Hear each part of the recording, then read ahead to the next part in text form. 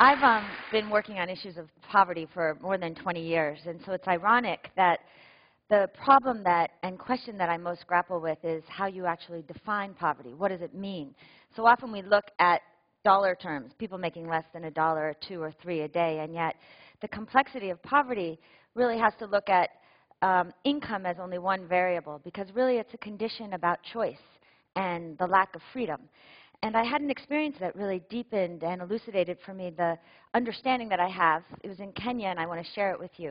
I was with my friend Susan Meiselas, the photographer, in the Mathare Valley slums. Now, Mathare Valley is one of the oldest slums in Africa. It's about 3 miles out of Nairobi, and it's 1 mile long and about 2/10 of a mile wide, where over 500,000 people live crammed in these little tin shacks, generation after generation, renting them, often 8 or 10 people to a room. And it's known for prostitution, violence, drugs, a hard place to grow up.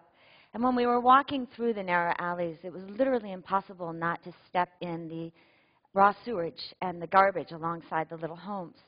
But at the same time, it was also impossible not to see the human vitality, the aspiration and the ambition of the people who live there, women washing their babies, washing their clothes, hanging them out to dry.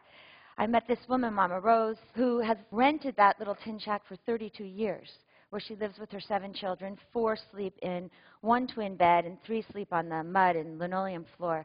And she keeps them all in school by selling water from that kiosk and from selling soap and bread from the little store inside. It was also the day after the inauguration, and I was reminded how Mathare is still connected to the globe. And I would see kids on the street corners, and they'd say, "Obama, he's our brother." And I'd say, "Well, Obama's my brother, so that makes you my brother, too." And they would look quizzically and then be like, "High five." You know? And it was here that I met Jane. I was struck immediately by the kindness and the gentleness in her face, and I asked her to tell me her story. She started off by telling me her dream. She said, "I had 2. My first dream was to be a doctor. And the second was to marry a good man who would stay with me and my family, because my mother was a single mom and couldn't afford to pay for school fees. So I had to give up the first dream. And I focused on the second. She got married when she was 18, had a baby right away. And when she turned 20, found herself pregnant with the second child. Her mom died, and her husband left her, married another woman. So she was again in Mathare with no income, no skill set, no money, and so she ultimately turned to prostitution. It wasn't organized in the way we often think of it. She would go into the city at night with about 20 girls, look for work, and sometimes come back with a few shillings or sometimes with nothing. And she said, you know, the poverty wasn't so bad, it was the humiliation and the embarrassment of it all. In 2001, her life changed. She had a girlfriend who had heard about this organization, Jamii Bora, that would lend money to people no matter how poor you were, as long as you provided a commensurate amount in savings. And so she spent a year to save $50 and started borrowing. And over time, she was able to buy a sewing machine. She started tailoring. And that turned into what she does now, which is to go into the secondhand clothing markets. And for about $3.25, she buys an old ball gown. Some of them might be ones you gave. And she repurposes them with frills and ribbons and makes these frothy confections that she sells to women for their daughter's Sweet 16 or First Holy Communion, those milestones in a life that people want to celebrate all along the economic spectrum. And she does really good business. In fact, I watched her walk through the streets hawking. And before you knew it, there was a crowd of women around her buying these dresses. And I reflected as I was watching her sell the dresses and also the jewelry that she makes, that now Jane makes more than $4 a day. And by many definitions, she is no longer poor. But she still lives in Mathare Valley. And so she can't move out.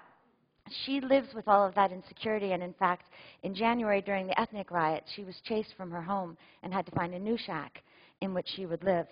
Jamii Bora understands that, and understands that when we're talking about poverty, we've got to look at people all along the economic spectrum. And so with Patient Capital from Acumen and other organizations, loans and investments that will go the long term with them, they built a low-cost housing development about an hour outside Nairobi Central. And they designed it from the perspective of customers like Jane herself, insisting on responsibility and accountability. So she has to give 10% of the mortgage, of the total value, or about $400 in savings. And then they match her mortgage to what she paid in rent for her little shanty. And in the next couple of weeks, she's going to be among the first 200 families to move into this development.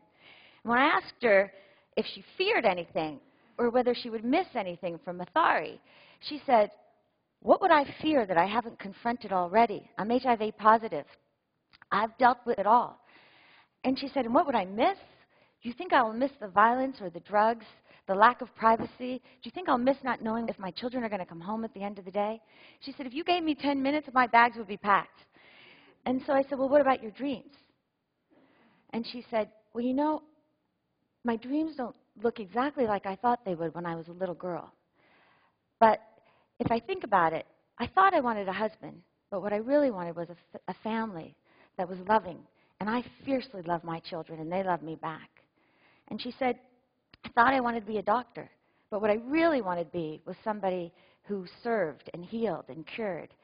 And so I feel so blessed with everything that I have that 2 days a week I go and I counsel HIV patients. And I say, look at me. You are not dead.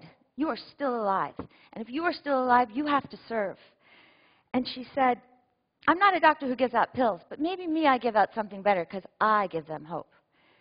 And in the middle of this economic crisis, where so many of us are inclined to pull in with fear, I think we're well suited to take a cue from Jane and reach out, recognizing that being poor doesn't mean being ordinary. Because when systems are broken, like the ones that we're seeing around the world, it's an opportunity for invention and for innovation. It's an opportunity to truly build a world where we can extend services and products to all human beings so that they can make decisions and choices for themselves. I truly believe it's where dignity starts. We owe it to the Janes of the world, and just as important, we owe it to ourselves. Thank you.